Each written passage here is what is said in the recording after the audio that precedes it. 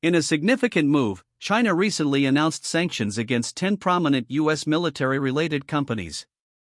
This action, confirmed by China's Ministry of Commerce, marks a clear escalation in the ongoing technological and economic rivalry between Beijing and Washington. For months, both nations have engaged in a series of tit-for-tat restrictions, impacting everything from semiconductor access to critical defense contracts. This latest development signals a hardening stance from China, directly targeting entities deeply intertwined with America's defense apparatus. Understanding the specifics of these sanctions is crucial to grasping the trajectory of this evolving tech arms race. To fully comprehend China's retaliatory measures, we must first look at the actions that preceded them.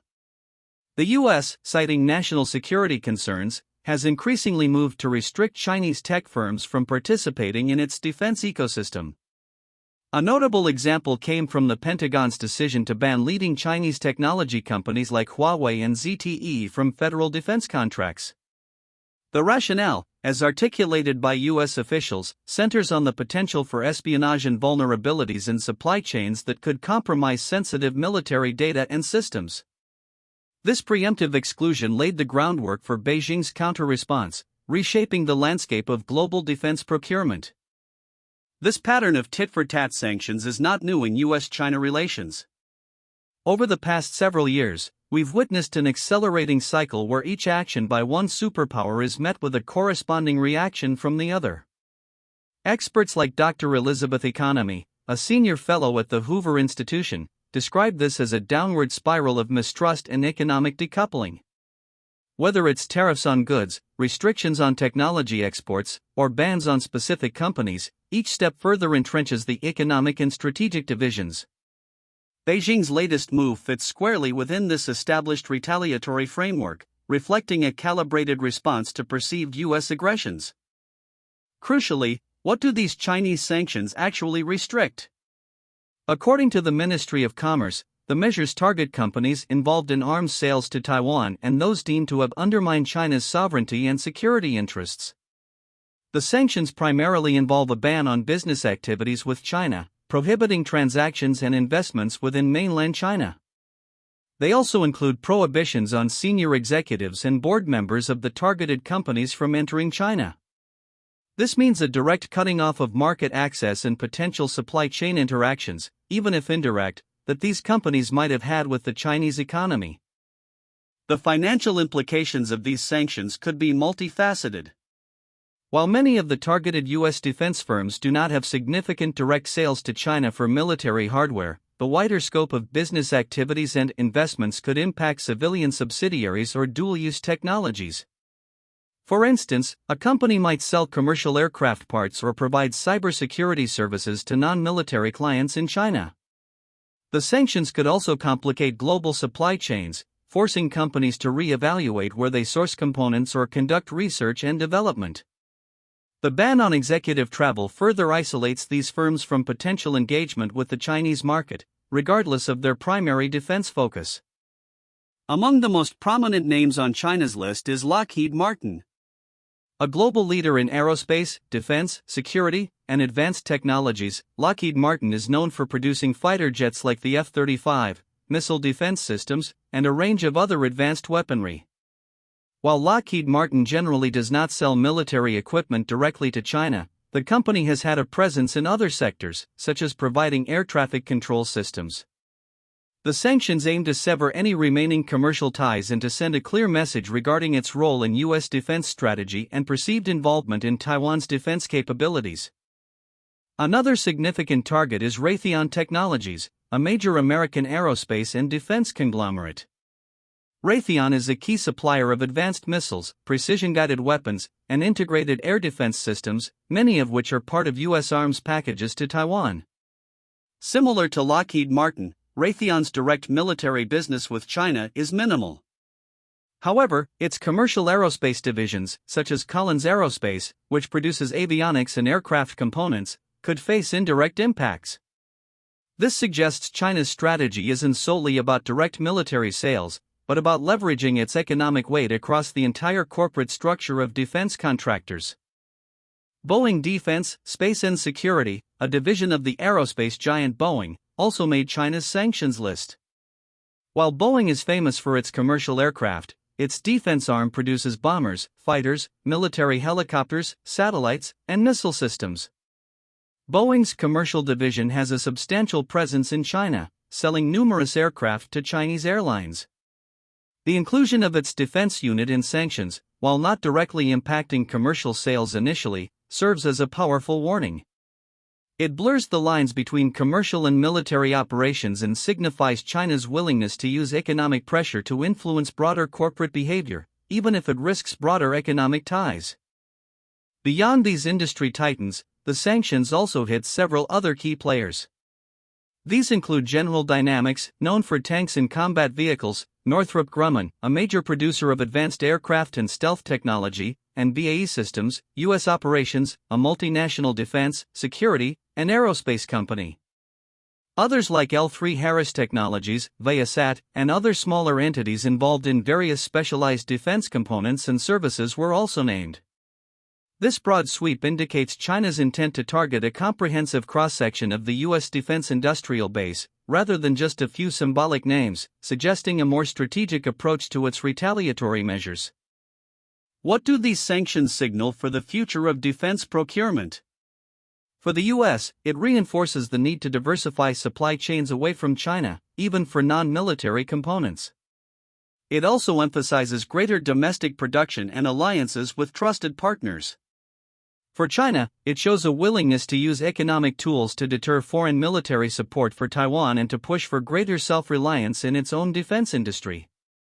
As analysts from the Center for Strategic and International Studies, CSIS, point out, both sides are accelerating efforts to de-risk and decouple critical sectors, leading to a more bifurcated global defense technology landscape. This escalation transcends mere defense contracts. It's a critical development in the broader US-China technology arms race. Both nations are vying for supremacy in cutting-edge technologies like artificial intelligence, quantum computing, advanced robotics, and hypersonics, technologies that will define future military power. Restricting access to markets and supply chains for defense contractors is a tactic in this larger struggle to slow down an adversary's technological advancement while bolstering one's own. It's not just about who builds the best weapons today, but who controls the foundational technologies of tomorrow. While direct military sales to China are negligible for these U.S. firms, the sanctions pose subtler challenges.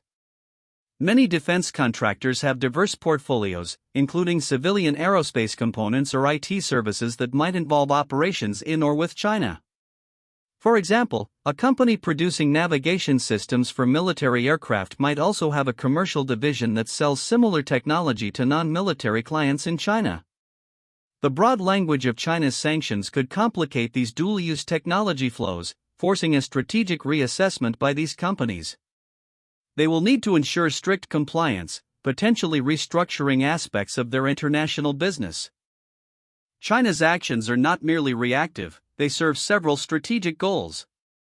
Firstly, they aim to deter further U.S. arms sales to Taiwan, which Beijing views as an internal affair.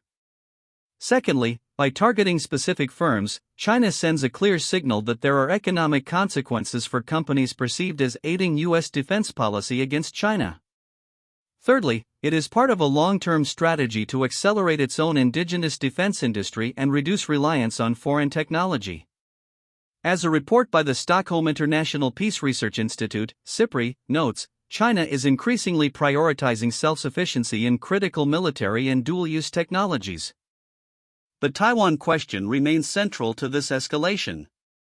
China considers Taiwan a breakaway province and views U.S. arms sales to the island as interference in its internal affairs. The U.S., while acknowledging the One China policy, maintains unofficial relations with Taiwan and provides defensive capabilities under the Taiwan Relations Act. This fundamental disagreement fuels many of the technological and economic restrictions we are now observing.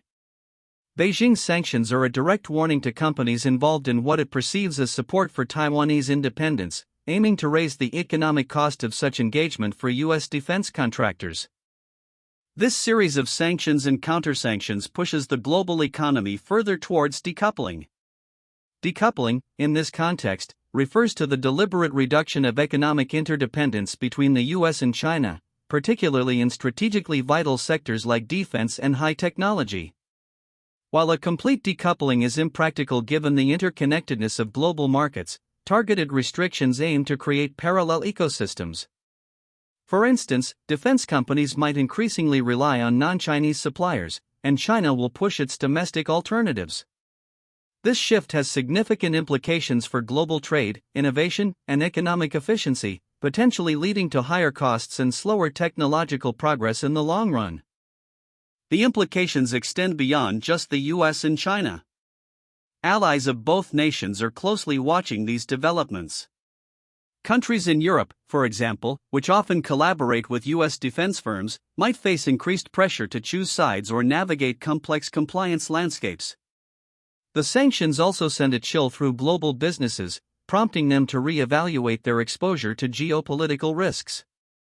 This climate of uncertainty could lead to a fragmentation of global technology standards and supply networks, making international cooperation on critical issues, from climate change to pandemic response, more challenging. The ripple effects will be felt across industries and continents. Assessing the immediate quantitative impact of these sanctions is complex. Many U.S. defense companies have already diversified their operations and supply chains over recent years, anticipating such actions. According to industry reports, direct revenues from China for military-focused U.S. firms are typically less than 1% of their total sales. However, indirect impacts through commercial subsidiaries or global supply chain adjustments are harder to quantify. The ban on executive travel, while not a direct financial hit, disrupts relationship building and market intelligence, which can have long-term strategic costs. The full financial ripple effects will unfold over months and years, but analysts at Rand Corporation suggest the symbolic weight often outweighs the immediate economic loss. This latest round of sanctions suggests a continuing upward trajectory of economic and technological confrontation between the two global powers. Neither side appears willing to back down, each viewing the other's actions as a threat to its national security and economic interests. Experts from the Atlantic Council caution that each retaliatory measure risks further entrenching positions and closing off avenues for de-escalation. The challenge lies in finding a mechanism to manage this competition without it spilling over into direct conflict, particularly concerning flashpoints like Taiwan. The ongoing tech arms race will likely see more such measures, increasing pressure on global industries. Looking ahead, the future of defense procurement will be defined by resilience and self-sufficiency. Both the US and China will likely accelerate efforts to onshore production, secure critical supply chains, and invest heavily in domestic research and development. This could lead to a redundancy of systems globally, where different blocks of countries develop their own independent technological standards and defense capabilities. For companies, this means a bifurcated market, requiring difficult choices about where to operate and who to partner with.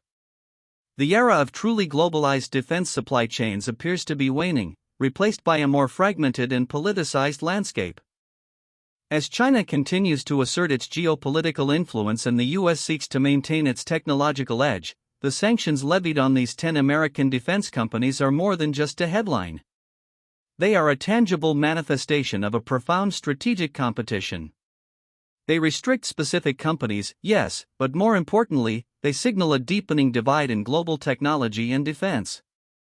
For businesses, policymakers, and citizens alike, navigating this new reality will require a nuanced understanding of geopolitical dynamics and an anticipation of further economic and technological fracturing.